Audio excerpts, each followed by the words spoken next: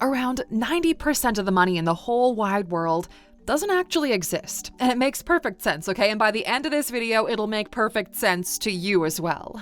You see, the entire global economy runs on credit. Because it would be literally impossible to build cities, fund companies, and run governments using only the money people already have. So this is how credit actually works, why most money isn't actually real, and how the rich use cheap money while everyone else gets stuck paying for expensive money. Welcome to ALUX, the place where future billionaires come to get inspired. Now, according to estimates, the world is around $300 trillion in debt. But to whom do we owe all of this money to? Aliens? Now, you probably heard someone say that, trying to sound clever before. Usually the same guy who's a little too much into Rick and Morty. It's also a sign that they're a wubba-lubba-dub dumbass and don't know the first thing about economics. So if I lend you $100, you lend that same $100 to Jimmy, and Jimmy lends it back to me, our little friend group still only has $100 in cash, but now we've created $300 in debt. No new money entered that system, just 3 promises stacked on top of each other. Extrapolate this idea to the entire world, and that's how we get a $300 trillion debt, while only a fraction of that actually exists in actual cash. But there is one difference, okay? We all get to spend that money without actually having it.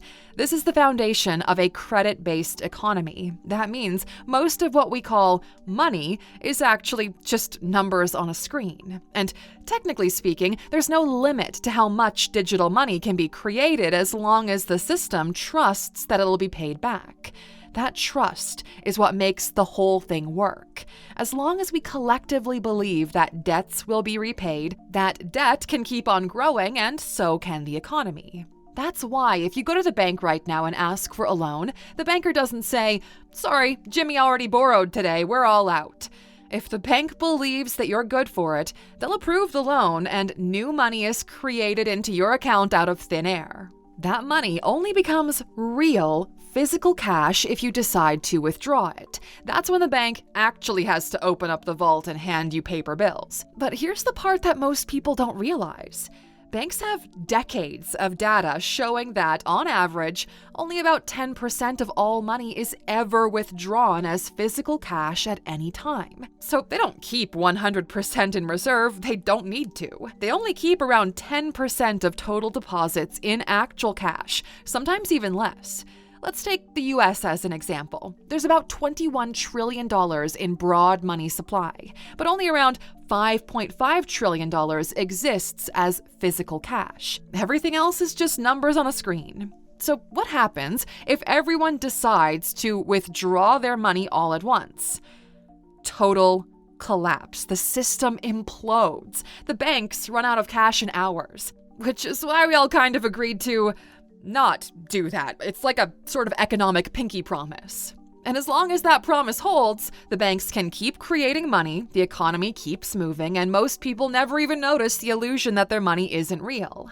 When you check your banking app, swipe your card, or make a wire transfer, you're moving promises, not physical money. And as long as no one breaks the chain, the illusion works. And you know, this is the stuff that so many people never actually learn or understand, which is why we created the ALUX app. It's essentially a tool for you to gain all of the knowledge you need to build, grow, and sustain your wealth. And you can get 25% off your membership if you download the app and scan this QR code on screen. We're not just shipping promises in there, we're delivering something actionable. But let's get back to how all this credit business works, shall we?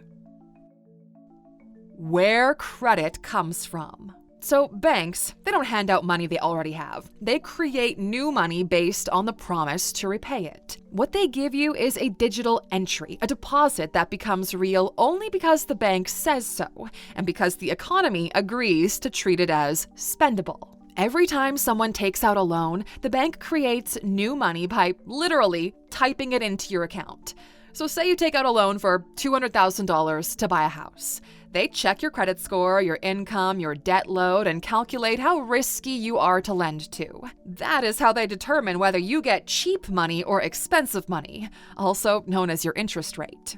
You sign the paperwork, the bank hits approve, and just like that, $200,000 appears in the seller's account. What the bank just did is take your future income, convert it into a digital promise, and inject it into the present as spendable currency.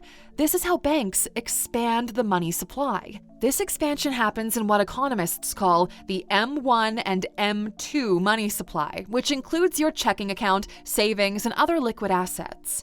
When banks create loans, they're inflating this broader money supply. This process is made possible by a system called fractional reserve banking. Banks are only required to keep a fraction of their deposit base as physical cash or central bank reserves. The rest can be loaned out, multiplied, and circulated. So if you deposit $1,000, the bank might keep $100 on hand and lend out the other $900, which then becomes another deposit, creating a ripple effect of new money.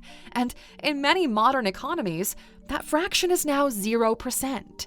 In the US, for example, the Federal Reserve eliminated all reserve requirements in March 2020 to handle the COVID pandemic. That means US banks no longer need to hold any cash in reserve to issue loans. They can lend out as much money as they want as long as the borrower is considered creditworthy and the bank meets its capital ratio obligations. So when you hear about printing money, what it actually means is typing it out digitally. And this system also creates cheap money and expensive money. The real sign that somebody is wealthy is not how much money they have, but how cheaply they can borrow lots of it. The better your credit score is, meaning your history of paying back debt, your income, your assets, your perceived risk, the lower the interest rate you'll be offered. And that interest rate is the cost of money. If your credit is good, you might be able to borrow, let's say, 3%. If your credit is bad, you're stuck with 15 to 25%, or you might even not get approved. And here's why having access to cheap money is extremely lucrative. Once you borrow cheaply, a new, powerful concept becomes available to you: credit arbitrage. You borrow at one rate, invest at a higher rate, and pocket the difference. So let's say you don't know anything about finance. You're not running a hedge fund. You just want to play the game a little bit in the most basic way possible.